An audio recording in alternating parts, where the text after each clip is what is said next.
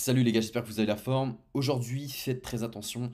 NFP 14h30, on a tout ça qui tombe. On vous avait dit, hein, c'est le catalyseur principal de cette semaine et ça va nous donner des indications. Donc vulgairement, si la création d'emplois diminue, ça pourrait nous indiquer que le marché du travail, il va moins bien que prévu. Ça favoriserait une baisse de l'inflation, une baisse des taux, et ça pourrait profiter aux assets à risque, donc crypto, etc. Donc on fait attention, en tout cas, une bad news, ça pourrait être profitable pour le marché, donc surveillez ça à 14h30. On va regarder graphiquement ce qui se dit sur Bitcoin de toute façon.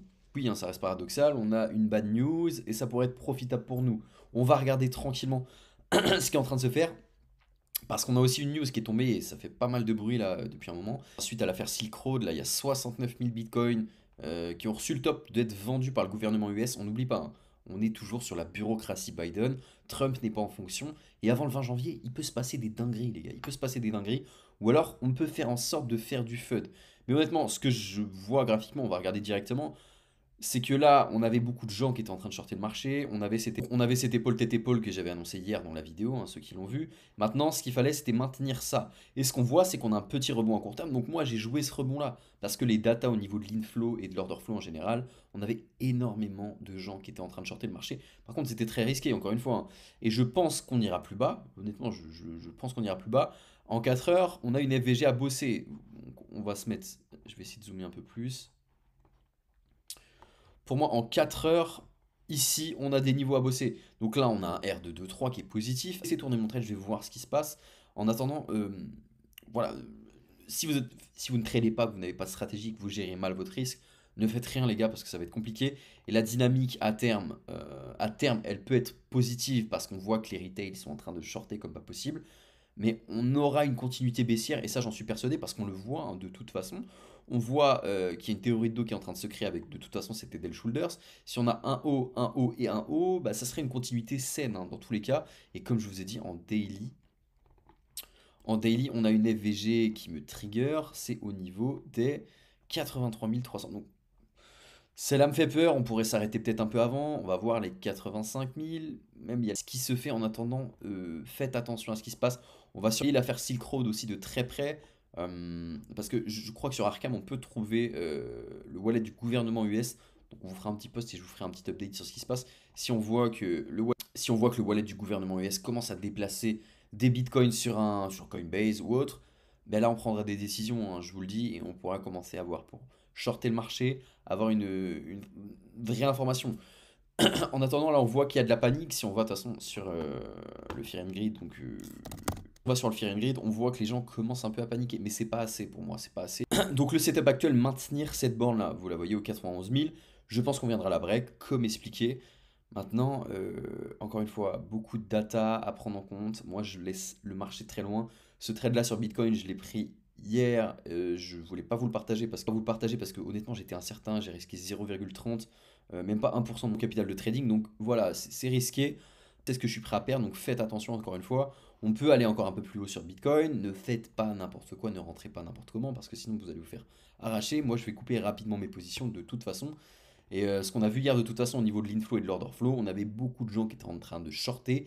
Et là, suite à cette impulsion, hein, on la voit clairement, hein, suite à cette impulsion qu'on a sur Bitcoin, et ben voilà, on est en train de fermer des positions petit à petit. Maintenant, on n'a pas fini. Pour moi, on n'a pas fini. On a un break de la structure et on peut continuer à aller un peu plus haut avant le NFP, voir ce qui se fait au NFP. Donc, en tout cas, prenez un peu de recul sur tout ça. Sur Ether, sur Ether, rapidement, hein, sur Ether, on est venu chasser ces lows-là et on a laissé ce lot intact ici au niveau des 3091. Donc, pour moi, voilà. Mais bon, la réaction d'Ether, elle est un peu identique à celle de Bitcoin. On voit que, bon, beaucoup plus faible, hein, c'est ce qu'on voit, mais on voit qu'on a une petite impulsion quand même.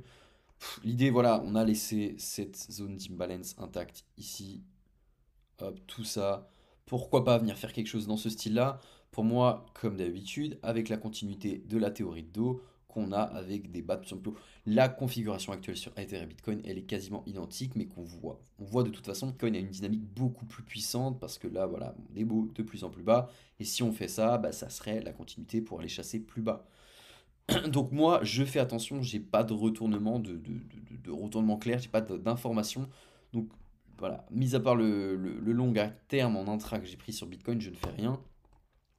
Et si on voit ETH BTC, c'est toujours pas de validation, on n'est pas venu chercher les lots au 0,041. Et encore une fois, cette métrique-là, vous pouvez regarder les anciennes vidéos, je vous en parle depuis un moment. Si on prend du recul, en weekly, on avait cette pattern-là qui était plutôt intéressante avec une période d'accumulation, une impulsion, un falling wedge et l'expansion. Un Ethereum qui explose, les altcoins qui explosent derrière. Donc là, on a une pattern qui est un peu similaire. Accumulation, impulsion, falling wedge. Donc on attend, on patiente, il n'y a pas de validation. Quand il n'y a pas de validation, on ne fait rien les gars. Pour ceux qui ne sont pas au courant, on a une application qui est totalement gratuite. Tous les liens sont dans la description, les gars. Donc, vous pouvez venir voir, hein, c'est totalement gratuit. Vous avez plein de choses. Des discussions générales, tout le monde est là pour vous répondre.